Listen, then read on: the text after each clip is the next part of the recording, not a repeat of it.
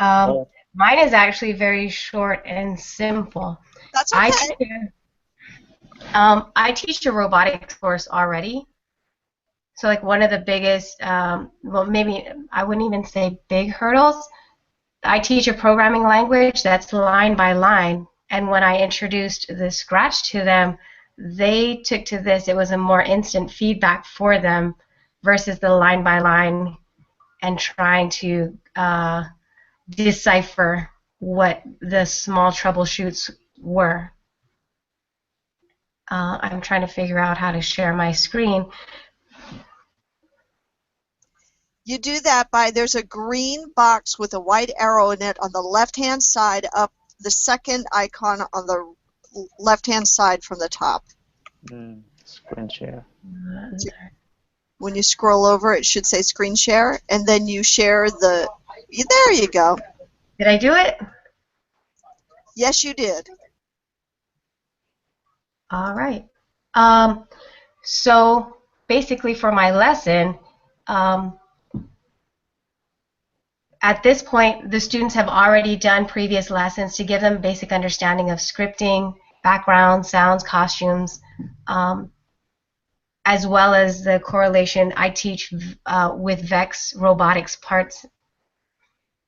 And so for this, the students were given a mission to create a simulation before they actually got to the hands-on lab work.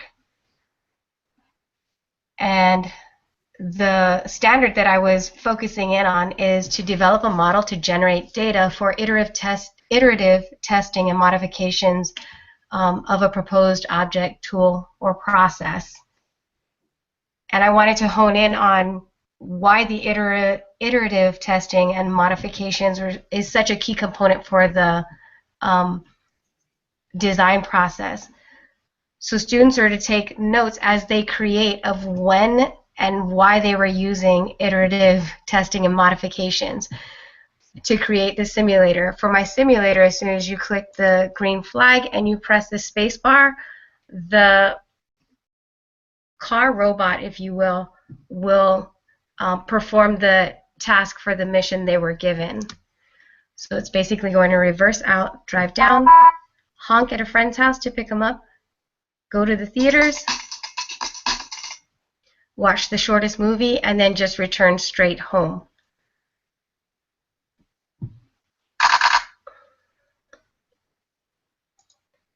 And for that, do I stop sharing my screen? Yeah, if you're done with that part, yes, you hit stop sharing screen if you want us to see you. Okay. And so for that, as they are creating their Scratch program or their Scratch simulator, they would record their data and as well as examples of using or discovering their iterative process.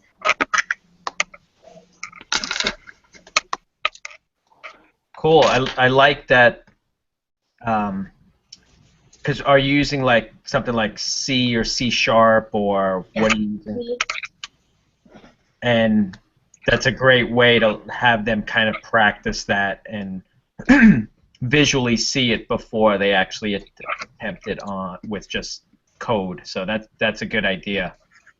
Definitely. With the rubric, I'm looking for their ability to explain the correlations between the Scratch simulator when they mess around with or when they play with the move numbers or the repeats and how that's relative to the C programming. I'm changing like speed or wait time or if then loops. And then you also don't have to worry about broken Lego parts for mistakes. Correct. Or just the frustration of we press start and nothing happens. Yeah. Yep. No, that was really good. Great idea. Sorry, I am listening. I'm just trying to add some more people that are sending me emails, so I'm multitasking. That was really interesting. But let me finish this. Roosevelt, do you have anything? And I see Jose has joined the group. You want me to start? Yeah, Or if you don't have any questions. yeah, I don't have any questions. It looks amazing. Thank you.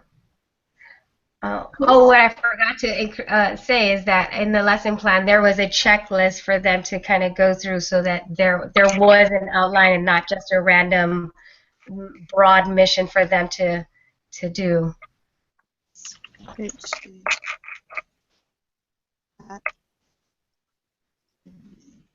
And back to you. Okay, hold on. Let me just hit send, invite, close. Okay, Roosevelt, let's see what you got. Well, I didn't really teach them how to do programming, use the Scratch with them, and not until 2 days ago that we actually did Scratch programming.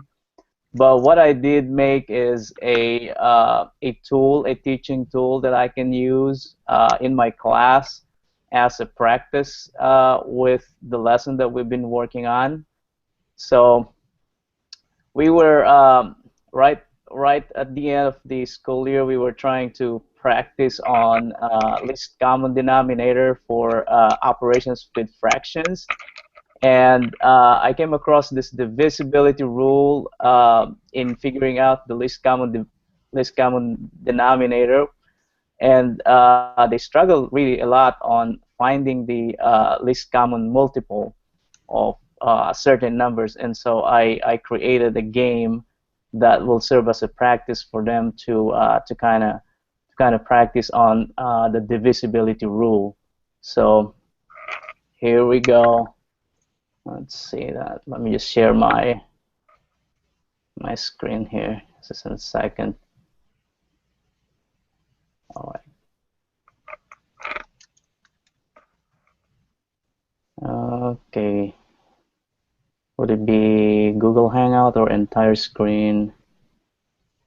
It would be, do you have the window open with your project?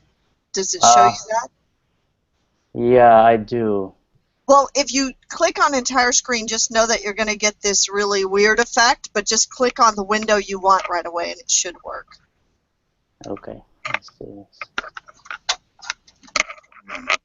So can you see my Yep. can you see my screen? Yep. So right now this is the game that I created. Okay, let me just start this. And so it's gonna talk about like main concepts about divisibility, and when is a number divisible by 3, and then when is a number divisible by I think 4, and those are the only two numbers that I included in my on my game. But we did cover most of the divisibility rule just to kind of show the part of the game where they have to practice and use the game or Scratch game. So now here we go. So let's see. Can I make this full screen? So kid will just type in their name here, for instance, Rob. If you do the C project page, it'll hide the code, and that'll give you a bigger frame too. What's that again? C C project page. Okay. Yeah. So, oops. All right. So I'm supposed to have a. Let's see. Go back in here again. I think I'm missing out the. Did I just hide that? So the object of the game is as numbers are falling from as objects are falling from the from on top, and it's there has to be a. Hold on a second. I can't seem to find.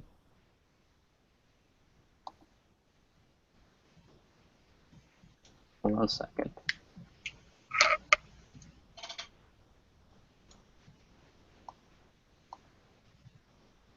Okay, where is my card? Did I just hide that card?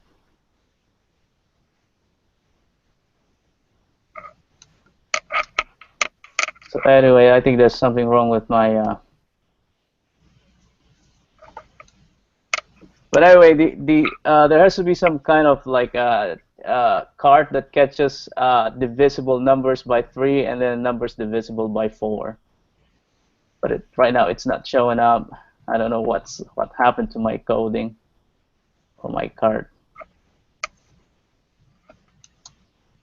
It always knows as soon as you try to display something, that's when something goes wrong. Yeah. I just tried it 5 minutes ago and it worked. I didn't have that card,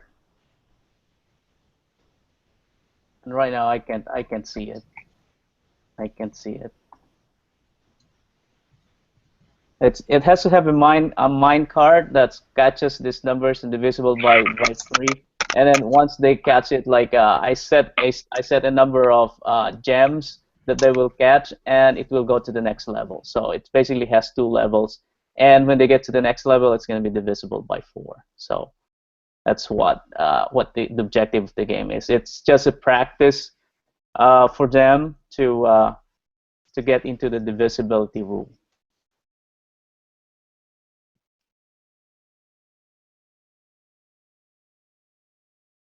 I think that's it for me.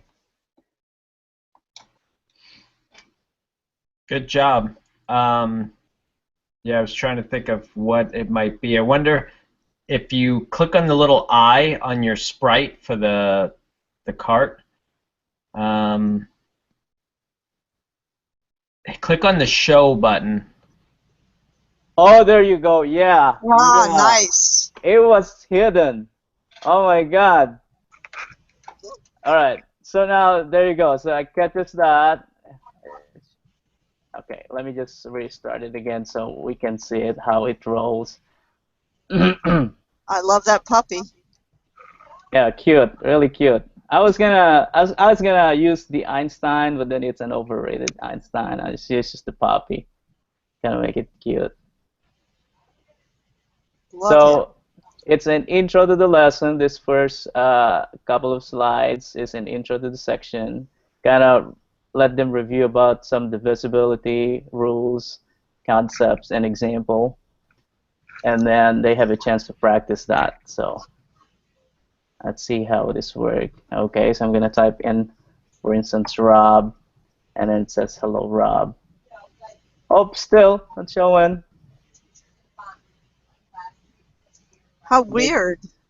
Oh, weird. Yeah, maybe I need to save it. Oh, yeah, because it's unclicked again. It's unclicked again. All right, save. So there you go. So it's just going to be like that. So as the gems are falling out, of course they are numbers. So it's just going to be like that. Let's see if we can try to make this work. I'm sorry about that. No, don't worry about it. You're doing great. I'm wondering if you have it when you click the green arrow to hide it for some reason, and then you don't have it show up again. Because that's why it looks like it's already. Yeah, it's unclicked again. Yep. Oh man, yeah. All right. Yeah, it's the same. I think I need to fix that. So it has to be clicked all the time. Mm-hmm. But what a cool concept. That's cute. Yeah, and that's about it for me. It's nice. So, and if I catch the wrong number, it's gonna say it's incorrect.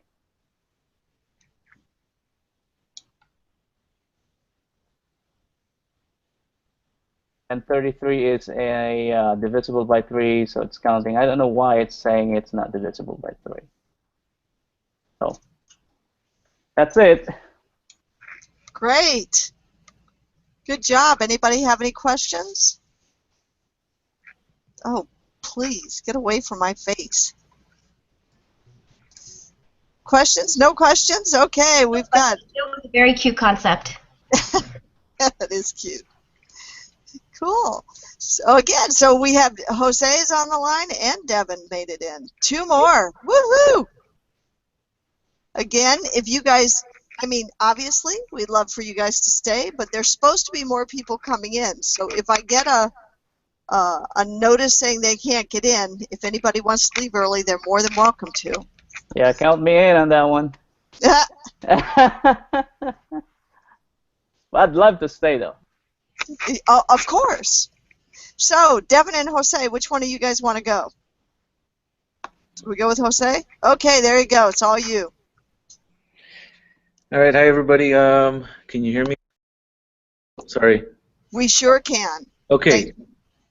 Ooh. And the way you the way you share your screen is in the top left corner.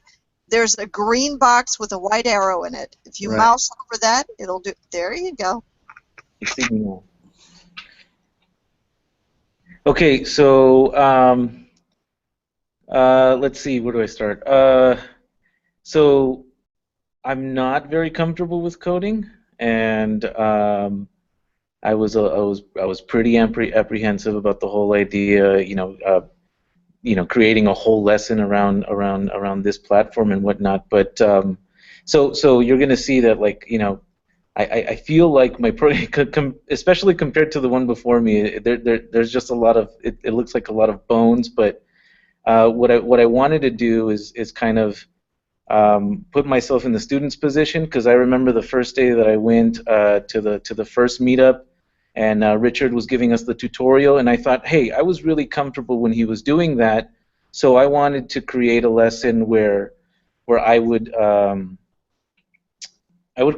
to create a lesson where I would walk through a bunch of different options or features that the script has, or that Scratch has, and at the same time we'd be kind of bringing in a math concept. So the math concept that I picked was, I'm sorry, can you see my screen? This is so new to me. Okay, so yes, you can even see the standard there. I'm trying to talk about adding and subtracting rational numbers. Oh, and there's actually a standard missing. I don't know where that went. But modeling and whatnot. So within the lesson, I included the script that the teacher would see when they click on the project link. But the idea is that they would detach this whole thing and kind of walk through some of the features one by one. So there's a whole little tutorial, kind of like what we saw in the lessons that we had to do throughout these months. So I kind of used that same format. And so there's a line of questioning that they go through to get them kind of familiar with it, and then there's some parts where I'm just chunking everything and kind of asking the students to follow my lead. And then all the while asking them questions like, what do you think is going to happen next? What do you think this script is going to do? And kind of building that kind of confidence.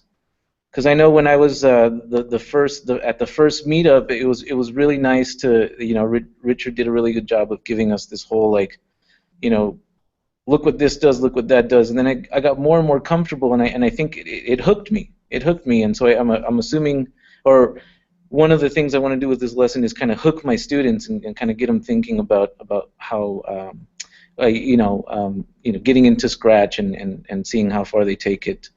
So let me see if I can share the. Oh, wait a minute. Sorry. So here's my. Where is it? Here's my program.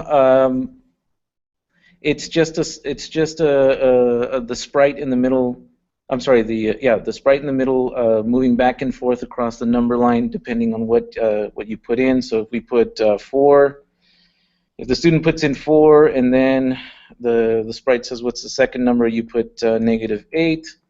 Then you hit space bar, and the sprite models the operation. And so this is the end result, but the majority of the lesson is students kind of seeing what's going on in the background. So, ideally what the teacher would do is kind of detach this part and kind of put things in following the tutorial, walk through that whole thing, talk about, it says in the tutorial that I wrote, it talks about, what does this script do? What does this script down here do? And so, it's just, I envision a lot of discourse between the teacher and the students and kind of going back and forth. And then in the end, at the end of the lesson, I give students a reflection sheet that kind of hits on a couple points. Where is it at? Here's a reflection sheet, so you can see number 1 says, how does the program model integer addition? And so they would have to write a little bit about what they saw the sprite do. And then number 2 was click or highlight, or circle or highlight the parts of the script that you don't understand. So I'm trying to get like feedback on whether the lesson was just a flop, or whether students understood some of the parts and not some of the other parts.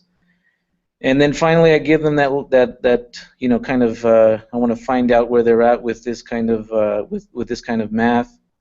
And then in the end, I ask them more reflection questions.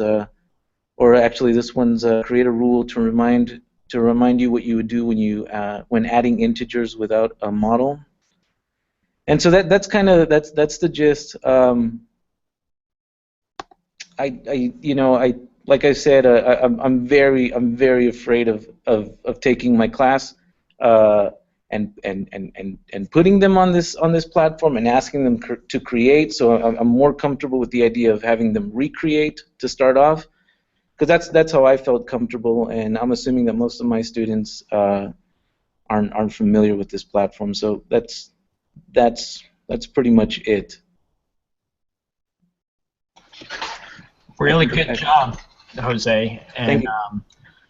It's interesting that you bring that up, and I know we touched on it last night as far as your comfort level versus students.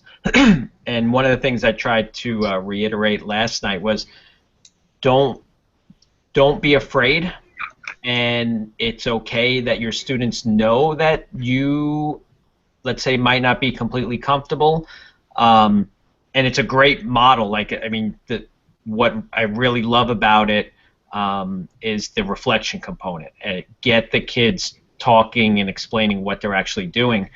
But no, it include them in the process. They'll appreciate it, because like you got hooked, they're going to get hooked, and they're going to ask you how they can extend it.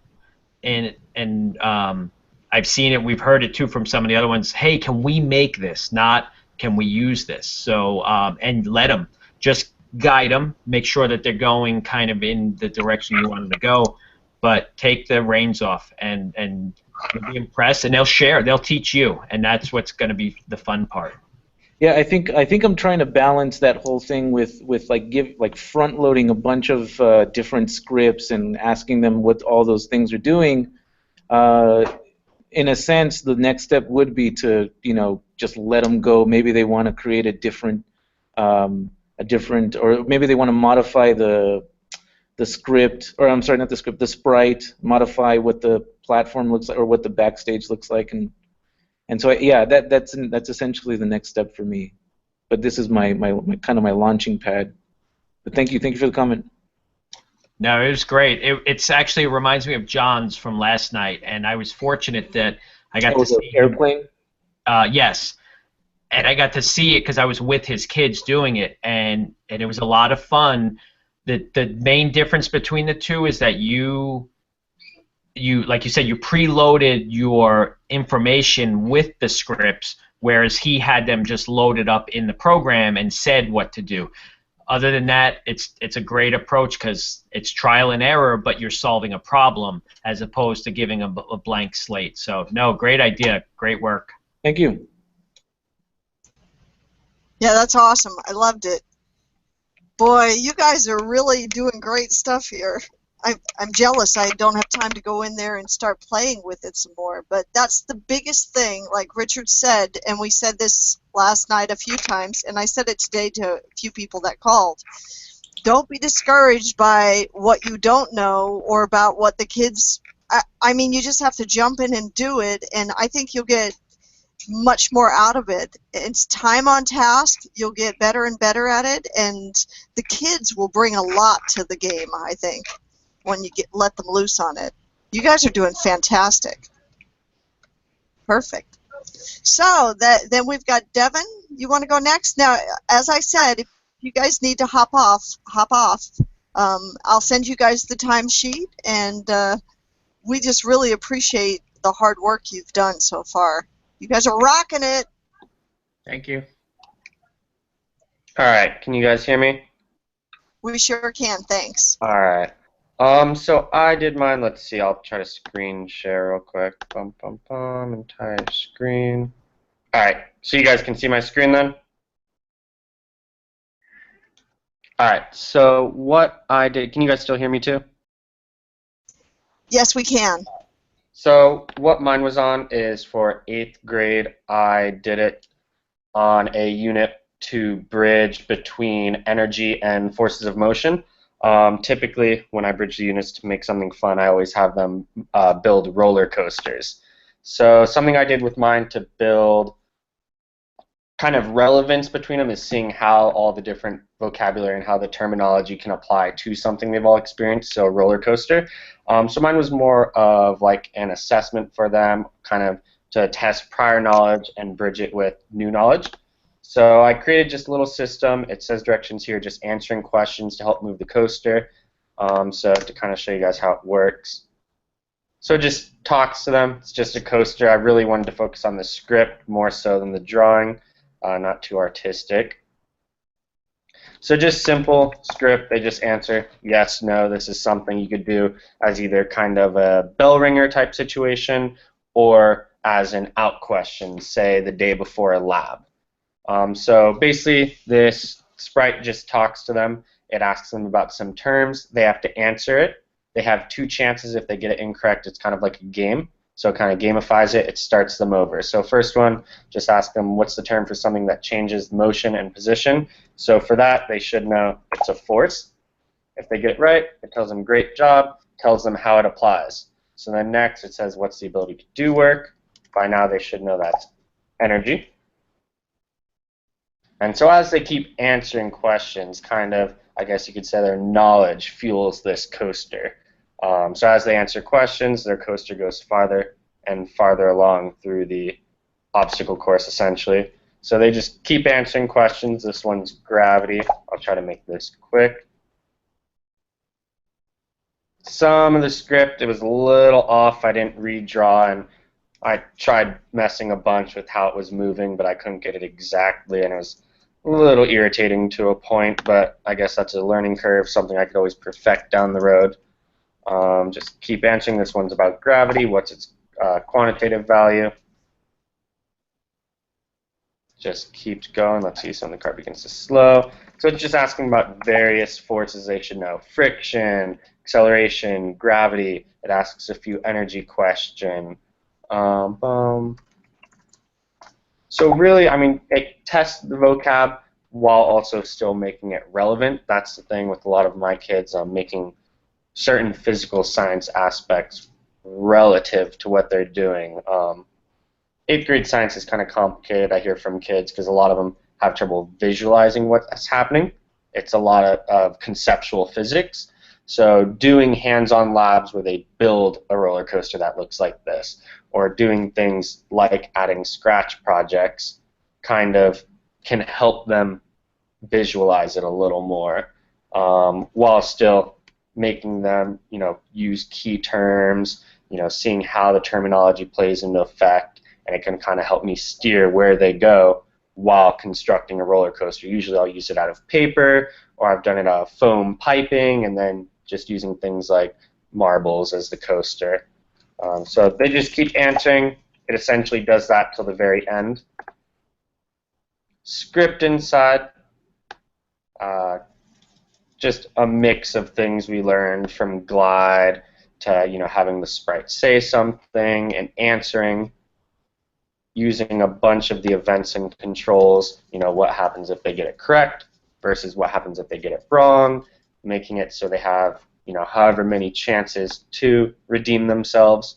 I also thought of students could build something similar to this, and they can kind of like work as teams and kind of race to see maybe who can finish it without messing up at all, or who could finish it quickest. Just gamifying it rather than making, boring vocab lessons, or, making the material not relevant and not making any connections to the hands-on or the STEM materials that we're using.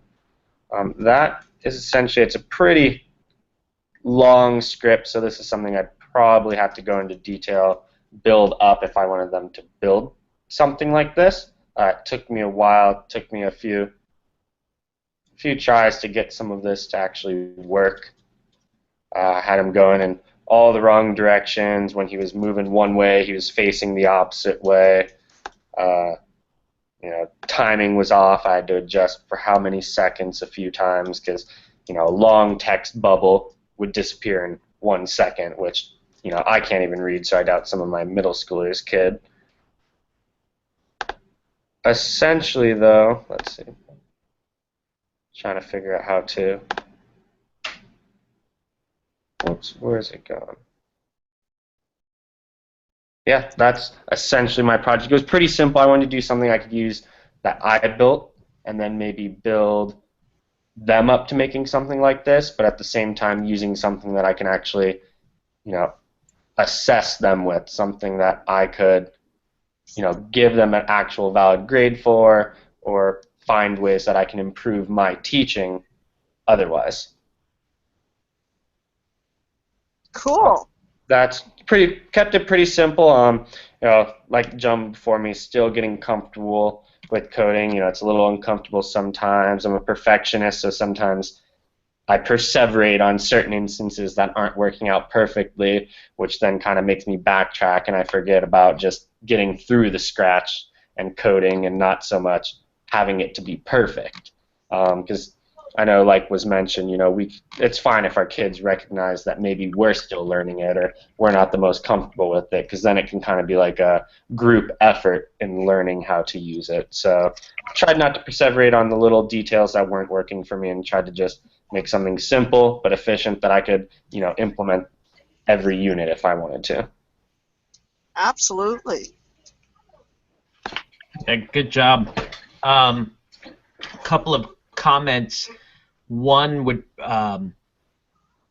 it's very similar to what we were just talking about with Jose, and that is, and you touched on it too, give the kids a starting point like that, and then say, hey, what if you made one, or they'll even ask you, hey, can we make one, and you could give them a topic. And again, it's one of those where you just guide them.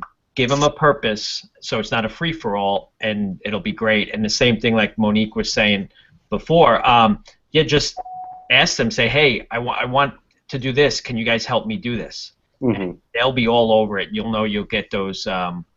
It won't be just the overachievers anymore. It's going to be the kids that typically don't get involved will all of a sudden come out of the woodworks and just totally blow you away. So it's really cool. In regards to the code, two things I'll make suggestion-wise. One is just an idea for an extension of it. Like you said, if you had kids do it as competition, maybe randomize the questions. And then one way to help you randomize the questions is modulate the code so that it's not one long script. Use broadcasts and just have it pick using those broadcasts. Because if you're doing similar steps repetitively, make it its own little script, so you just call it when you need that thing to happen. It just kind of cleans up the code a little bit. So, and feel free to reach out if you want to discuss that further. I can help you with that too. Okay, and that was one of my bigger issues when something went wrong, because it was all one long script. I had to try to find where it went wrong and keep playing the game multiple times, backtracking. Yeah, that you can definitely debug a lot faster when you test one little piece than 50 lines of code. Yeah, that makes sense. But great job. That was really good. That was excellent. LaTorsha, you're up, girl. Okay, can you hear me? Yep, we sure can. Okay, now how do we do the screen share thing again? Okay, up in the top left, there's a green box with a white arrow in it. Okay. If you scroll over it, it should say screen share, and then it should Okay. give you some options. So do entire screen? Yeah, or if you see the what do you call that, Richard? The window with the project in it. Yeah, you should see your tab, like whichever browser window has your tab for your project. Just go ahead and click that window, and then you could click that tab. Okay, it's so small I can't tell. Okay, let's try this one. Okay. Can Then you just see? just click on your tab and it'll probably, there you go. Okay. Beautiful. All right, so before this lesson, we will just review the basics of coding. Here in our computer classes, they do learn the basics, so hopefully it will just be a review for them. At the beginning of the lesson, they will also review polygons, coordinate plane, plotting points on a coordinate plane, plotting points and connecting them to create polygons, and all of that. The actual lesson is going to be on transformations on the coordinate plane. So he's going to draw a polygon. And then what is the name of this polygon? If they'll type it in. If they get it correct, it'll say correct. If, let's say, they got it wrong, it's going to say incorrect and then let them know what it is. So it is a trapezoid. Now draw a reflection of the trapezoid across the y-axis. So this is where they'd have to do the work. It tells them what a reflection is. And then they also have to label the coordinates of the vertices of the trapezoid, of the one that they've created. So it's kind of it's a review, but it's also an assessment of them understanding not only polygons, but understanding transformations and also understanding coordinates, ordered pairs. So once they've created theirs, and it's going to take some time, so I'm not going to create it. At first, I was thinking that they would just go to costumes and create the trapezoid and then place it where it needs to go, but then I was like, maybe they should create a separate sprite and use coding to draw their new polygon. So when they're done with their first one, they'd click on the little monkey. He'd draw the second polygon. And then again, what is the name of this polygon? Again, if they got it wrong, it's going to say incorrect. If they got it right, it'll say correct. Incorrect is going to tell them what it is. It is a parallelogram. Then it gives the next direction. Draw a translation of the parallelogram across the y-axis. And then it tells them what a translation is, just to review in case they didn't remember what it was. And then they're going to label the coordinates for the parallelogram that they've created. Again, it just gave them another little tip there to remember. And that's pretty much it for this part of it. And then the extension of that, they would, let me pull it. I have my lesson plan right here. So it says in Scratch, students are going to draw a regular pentagon in the second quadrant of the coordinate plane, and then they're going to use the coding blocks to draw a 90-degree rotation of the pentagon, and they're going to draw a reflection of the pentagon across the x-axis, and then one across the y-axis. So they're going to continue practicing this, but using the coding blocks to help them draw their polygons. And then the closure was for them to write a written response to explain each step of completing the activity in Scratch, and they're to explain the steps as if they're teaching another student how to complete the activity, just to assess whether or not they truly understand the concepts. But pretty basic. That's my project. Great. You can stop the screen share. Okay. Yeah, just hit. Ah, thank you. Yeah. Great job, Richard. Yeah, that's really good. And what I was thinking, I'm glad you said you would have them maybe make a sprite and then create it, but you can even start with them just doing it on paper and then figuring out how did they do it on paper and use that to kind of guide them. What would the steps be to do it with the computer to mimic what they did on paper? So a lot of possibilities with that. Really good. Yeah, thank you. Great job. Yeah, I like it. I like the feedback and the questions. What a great way to review something, too, and then have them demonstrate that they understand it. Good job. Thank you so much. Cool. And don't be surprised, like we were saying before, where you'll get the kids asking, hey, can we build one of those for this, like for whatever the next topic might be. So. Right. And next school year, we're actually going to block scheduling for math. So I'll have a second block to really play with this more. Yeah, that's nice. Cool. Good luck. Thank you. Great. Well, I think I have no other messages coming in with people not being able to get in, so we might be done. What do you think, Richard? I'm going to check the link real quick to see if anybody's watching. It doesn't say any viewers. It says 0 viewers. Wow. Okay. Yeah, I know. That's what I've been kind of keeping an eye on, too. Yeah, unless you want to hang out for a few minutes, we could just mute the page for now and see if we get any stragglers. And then Yeah, we could do that. But for you and Lisa, I would say you guys are paroled. I'm going to send you your timesheets. Okay. And I'm over the weekend going to wrap up all the stuff, make sure everybody has everything, and I'll send out probably some certificates on Tuesday. And other than that, you guys still have books here. If you could pick them up tomorrow, it'd be great. If not, I'm going to try to see if I can get somebody to drop them off on Tuesday. What else did I need to say? Oh, I forgot to mention, I'm going to post this in the community center. No, I'll actually post a couple other comments too. I have some of the other ones have been rendering, so I should be able to get 2 of the other Hangouts up tonight.